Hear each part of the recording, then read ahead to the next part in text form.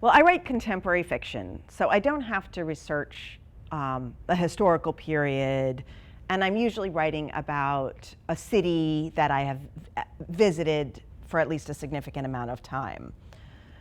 But I still have to do research, and one of the ways I do research is by interviewing people, and it's not formal.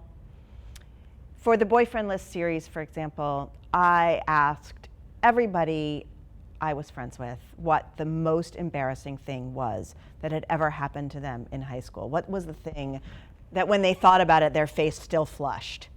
And I got great, I mean, it took four books to get all these stories told.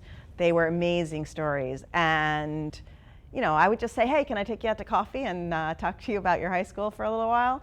And they would say, sure. And so that was research.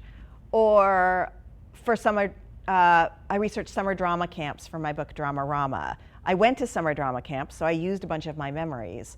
But I also talked to people who had been to more competitive summer drama camps than I, just by asking around.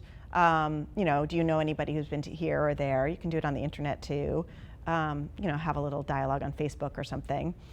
And finding their anecdotes and their stories about highly competitive drama camps.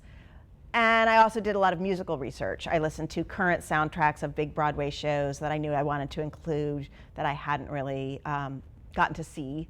I also went and saw Kristin Chenoweth sing at Carnegie Hall, and I called it research.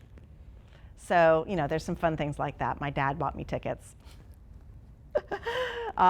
So, you know, that was like you know, that's a fancy kind of research that not everyone can do. But you can always call your friends and ask them to tell you stories. You can always listen to music that your character might listen to. You can always go to your local Walgreens or whatever drugstore is, you know, in your town and walk through the drugstore thinking about how your character would feel. What would your character buy? Right? What would your character notice? Would your character notice the music that's playing, or the uniforms people are wearing, or the smell, you know, back by the pharmacy? You can always do that kind of research, and I do that all the time, and it's not, you know, it's free.